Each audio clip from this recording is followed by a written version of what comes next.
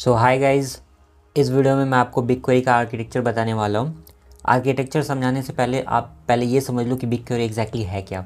तो जैसे कि यहाँ पे डेफिनेशन में लिखा गया है कि Google big query is a fully managed serverless and highly scalable data warehouse design for large scale data analytics. तो आप इससे ये समझ पा रहे हो कि बिग क्वेरी जो है ना, एक सर्वरलेस डेटा वेयरहाउस है जिसको अपन यूज़ करते हैं लार्ज स्केल डेटा एनालिटिक्स के लिए। ठीक है, तो आप ये समझ पा रहे हो फुल सर्वरलेस क्या होती है। मैं समझा देता हूँ जिनको नहीं पता है सर्वरलेस क्या होती है। तो बेसिकली सर्वरलेस एक ऐसी चीज़ होती है जो कि डेवलपर्स को एक बेनिफिट देता है कि डेवलपर सिर्फ फोकस करे कैसे क्या वो अपने कोड को राइट कर सके और रन कर सके, और उसको किसी भी चीज़ पे ध्यान देने की ज़रूरत नहीं है। बाकी सब कुछ ये सर्वरलेस देख लेगी, जैसे कि कैसे क्या स्केलिंग करनी है, रिसोर्स कैसे ऐड करनी है, डिक्रीज़ करनी है, सिक्योरिटी कैसे मैनेज करनी है, ठीक है, और कैसे वो मेक श्योर करे कि हमारा जो भी कोड डेवलपर ने लिखा है वो कैसे स्मूथली रन करे। तो ये सब कुछ ना है सर्वरलेस देख लेगी। डेवलपर को बस कोड लिखनी है, बाकी सारा टेंशन ना वो सारे क्लाउड प्रोवाइडर वाले देख लेंगे। इसलिए बिग क्वेरी जो है ना वो सर्वरलेस है। अगर सर्वरलेस अगर आप ऑप नहीं करते हो तो सब कुछ डेवलपर को ही देखना पड़ेगा, कैसे कि वो इंस्टॉल करेगा एप्लीकेशन को, फॉर एग्जांपल वीएस कोड को कैसे वो इंस्टॉल करेगा, कहाँ से डाउनलोड करेगा, सिक्योरिटी कैसे वो प्रोवाइड करेगा वीएस कोड में, हर एक चीज़ उसको मेंटेन करना पड़ेगा। ठीक है, instead of that big query क्या है, एक सर्वरलेस है। आप बस बिग क्वेरी यूज़ करो, rest of the thing will be manage by big query itself. ठीक है, आपको कुछ भी चीज़ करने की ज़रूरत नहीं है, बस आप कोड लिखो, क्वेरी रन करो, rest of the thing will be manage by big query itself, right. And ये एक डेटा वेयर हाउस है। अगर आपको पता है तो बहुत बढ़िया बात है, नहीं पता है तो मैं आपको बता देता हूँ। Data warehouse is just like a container wherein you store your curated data. ठीक है, तो कुल समझ गए बिग क्वेरी है क्या। जिनको पता है ऑलरेडी बहुत अच्छी बात है। अब देखो इसके आर्किटेक्चर के बारे में अगर अपन बात करते हैं तो its architecture is design to handle massive data set. ठीक है, बहुत huge amount of data set को ये हैंडल कर सकता है एंड एग्जीक्यूट क्वेरीज क्विकली। बहुत जल्दी क्वेरी को ये एग्जीक्यूट करेगा। क्यों करेगा आपको पता है। देखो बिग क्वेरी में क्या होता है, जब भी अपन डेटा को स्टोर करते हैं, ठीक है, वो कॉलमनर फॉर्मेट में स्टोर होता है। जो हमारा नॉर्मल डेटाबेस मैनेजमेंट सिस्टम होता है, रिलेशनल डेटाबेस, वो रो ओरिएंटेड होती है। ठीक है, जो भी वहाँ पे हमारा डेटा स्टोर होता है वो रो फॉर्मेट में होता है, बट बिग क्वेरी में क्या होता है, कॉलमनर फॉर्मेट होता है। इसी वजह से ये बहुत फास्ट होता है, अप्रॉक्स 10 to 100 टाइम्स फास्टर होता है as compare to relational database. ठीक है, RDBMS रिलेशनल डेटाबेस के कंपेयर में बिग क्वेरी बहुत फास्ट है। क्यों? क्योंकि कॉलमनर बेस्ड डेटा को स्टोर करता है। ना सिर्फ big query, even other data warehouses है, बहुत सारे डेटा वेयर हाउसेज जो कि कॉलमनर बेस्ड डेटा को स्टोर करती है। ठीक है, अब बात कर लेते हैं इसकी आर्किटेक्चर के बारे में। सबसे पहले मैं नॉर्मल आर्किटेक्चर बना के आपको दिखाता हूँ, उसके बाद एक अच्छा सा आर्किटेक्चर अपन देखने वाले हैं। ठीक है, तो बिग क्वेरी की आर्किटेक्चर, और ये ना इंटरव्यू पॉइंट ऑफ क्वेश्चन है, बहुत ही ज़्यादा इंपॉर्टेंट क्वेश्चन है, ये बहुत बार मेरे से ही पूछा गया है इंटरव्यू में। ठीक है, तो आर्किटेक्चर देखते हैं। सबसे पहले बात कर लेते हैं ड्रेमल की। बात तो नहीं, अभी मैं लिख रहा हूँ, एक एक करके मैं आपको समझाने वाला हूँ कि ड्रेमल क्या होती है। तो एक कंपोनेंट बिग क्वेरी आर्किटेक्चर में ड्रेमल होती है, फिर आपकी एक होती है कोलिसिस। ठीक है, एंड इसके बीच में लाई करती है आपकी जुपिटर। तो बेसिकली ये तीन कंपोनेंट है बिग क्वेरी के आर्किटेक्चर में। ध्यान से सब कुछ देखना, इंटरव्यू क्वेश्चन है ये। ठीक है, कूल। एंड इसको अपन ऑर्केस्ट्रेट करते हैं बॉर्ग से। तो देखो तीन ही कंपोनेंट है, ज़्यादा नहीं है, तीन कंपोनेंट है, एक है ड्रेमल, एक है जुपिटर और एक है कोलिसिस। ठीक है, अगर मैं स्टोरेज की बात करूँ, जो भी क्वेरी आप हिट करते हो बिग क्वेरी में, जो भी क्वेरी आप लिखते हो, ठीक है, वो कहीं ना कहीं तो जाके स्टोर होती है। तो जो स्टोरेज पार्ट होता है ना, वो अपना कोलिसिस है। ठीक है, समझ में आ रही है बात। स्टोरेज पार्ट अपना कोलिसिस है। तो इसको मैं कह सकता हूँ, यहाँ पे मैं लिख देता हूँ कि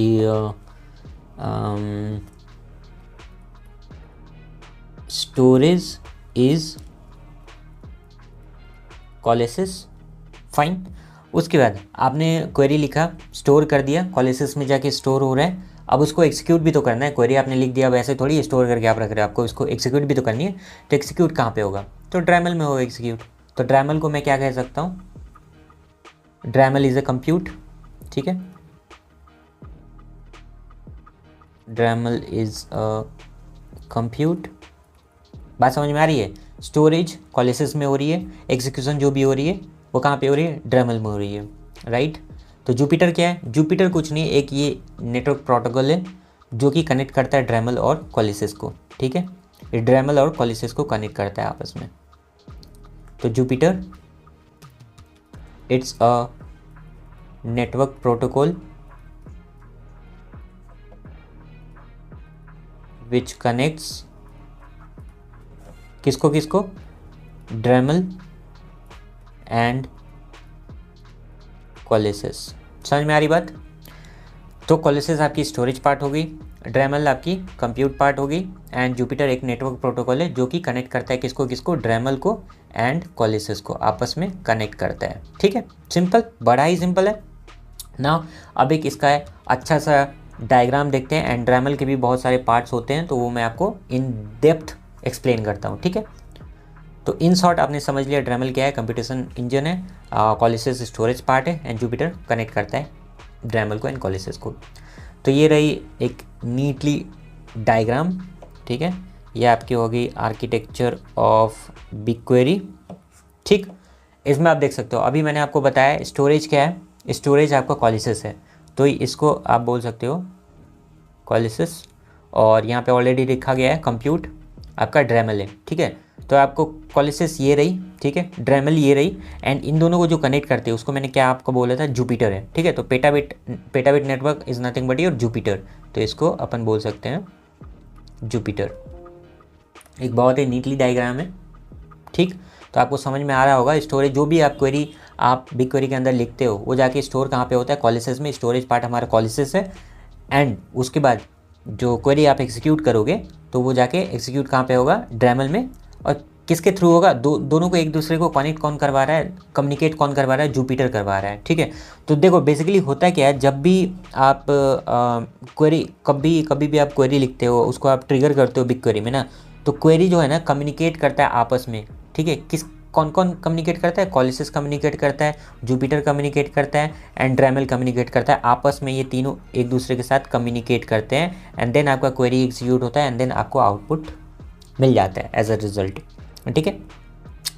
नाउ अब बात कर लेते हैं ड्रेमल के बारे में। तो ड्रेमल के बहुत सारे कंपोनेंट्स हैं, उसके बारे में अपन बात करते हैं थोड़े डेप्थ में। तो देखो ये रहा हमारा ड्रेमल। ड्रेमल में 3 चीज़ें आती है, एक तो रूट सर्वर और एक मिक्सचर और एक लीफ नोड, ठीक है। ये 3 कंपोनेंट है ड्रेमल के इटसेल्फ। समझ में आ रही है बात? बहुत ही सिंपल है ड्रेमल के। बेसिकली 3 कंपोनेंट है, root server, mixture and leaf node.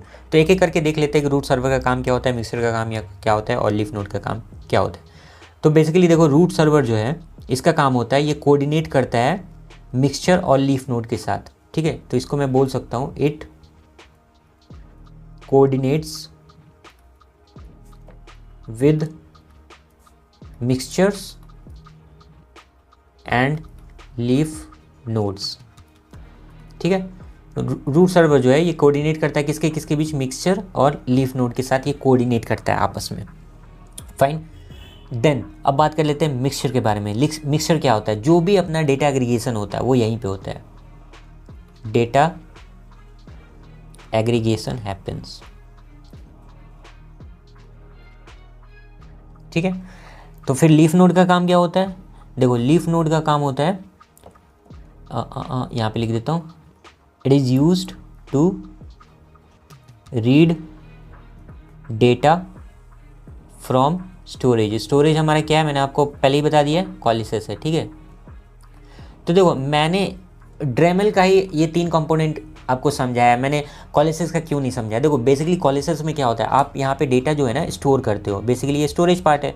तो डेटा तो आपने स्टोर कर दिया, मेन चीज़ क्या होती है, मेन चीज़ तो एग्जीक्यूशन होती है ना, इसलिए एग्जीक्यूशन की ही कंपोनेंट्स यहाँ पे दिखाया गया है। एग्जीक्यूशन जब भी आप क्वेरी हिट करोगे ना BigQuery में, तो बिहाइंड द सीन आपको तो रिजल्ट मिल जाता है ना UI पे, पर बिहाइंड द सीन क्या होता है, सबसे पहले जो है ना लीफ नोड आपके डेटा को रीड करेगा, कहाँ से, इस कोलिसिस से रीड करेगा, ठीक है। इस कोलिसिस से जो भी आप, फॉर एग्जांपल आपने लिखा select star from table name, ठीक है, आपने ये चीज़ लिख दिया, तो बिहाइंड द सीन क्या होगा, इस क्वेरी को ना, ये क्वेरी जाके सेव कहाँ पे हुआ, ये क्वेरी जाके स्टोर हो गया कोलिसिस के अंदर, ठीक है।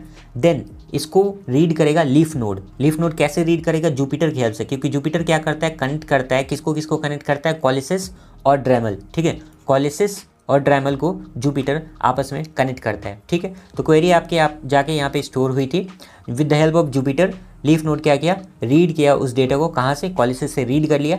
रीड करने के बाद अगर कोई भी डेटा एग्रीगेशन हो रहा है तो कहाँ पे होगा, मिक्सचर में हो रहा है। ठीक है, अगर आपने कोई डेटा एग्रीगेशन लिखा है, for example average, mean, max, sum, whatever आपने लगा दिया एग्रीगेशन वाला पार्ट, तो जाके मिक्सचर में डेटा एग्रीगेशन होगा। नहीं हुआ तो नहीं होगा। एंड रूट सर्वर क्या होता है, एक कोऑर्डिनेट करता है किसके किसके बीच में, मिक्सचर और लीफ नोड के बीच में। ये रूट सर्वर जो है ना कोऑर्डिनेट करता है मिक्सचर। जब डेटा इसने रीड किया leaf node and aggregation perform हो रहा है तो उसके बीच में भी तो कोऑर्डिनेशन चाहिए ना, तो वो रूट सर्वर का काम होता है कोऑर्डिनेशन कराता है between mixture and leaf node. Simple है, बड़ा ही सिंपल है। तो ये आपका एक आर्किटेक्चर है। हाँ, अब बॉर्ग क्या होता है, फिर बॉर्ग जो मैंने लिखा है, बॉर्ग क्या होता है, तो देखो ये जो पूरा होल कंपोनेंट है, this whole component is orchestrated via बॉर्ग।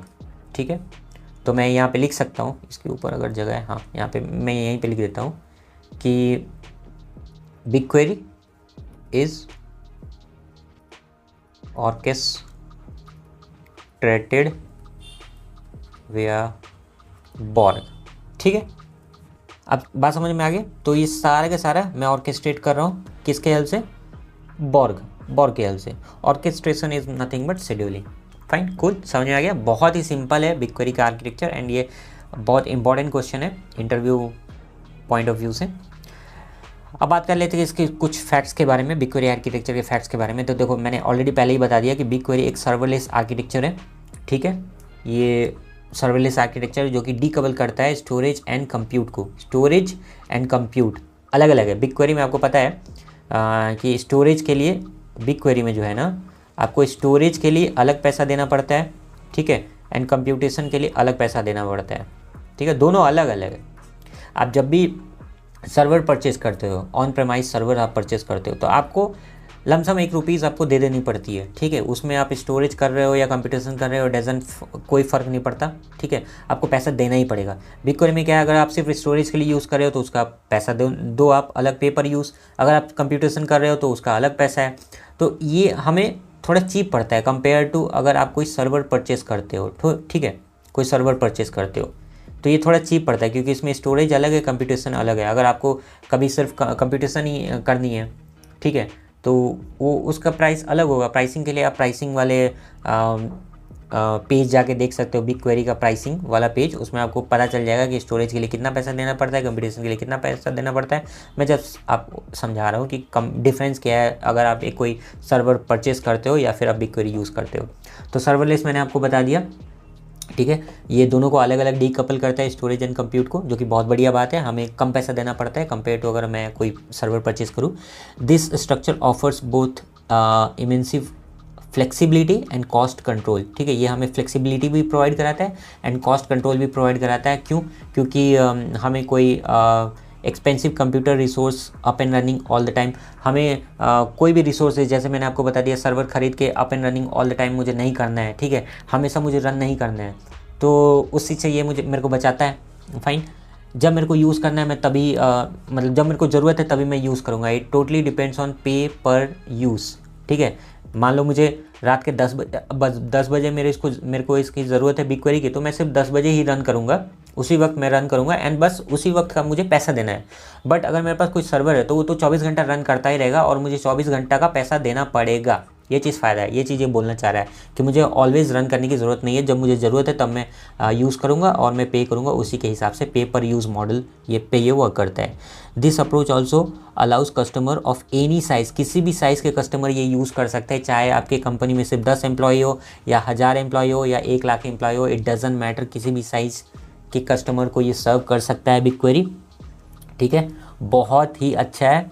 And आप सिंपल इसमें SQL क्वेरी लिखो without worrying about the database operation and system engineering. मैंने आपको स्टार्टिंग में बताया था सर्वरलेस का काम क्या है। फॉर एग्जांपल अगर आपको SQL यूज़ करना है तो आप, मेरे पास भी देखो ये SQL वर्कबेंच है, मैं एडिट कर दूंगा, नहीं दिखेगा आपको, बट एनीवे अगर आप SQL लिखना चाहते हो रिलेशनल डेटाबेस तो SQL वर्कबेंच आप इंस्टॉल कर सकते हो, ओरेकल इंस्टॉल कर सकते हो। ओरेकल इंस्टॉल करना ही पड़ेगा या SQL वर्कबेंच इंस्टॉल करना ही पड़ेगा, राइट।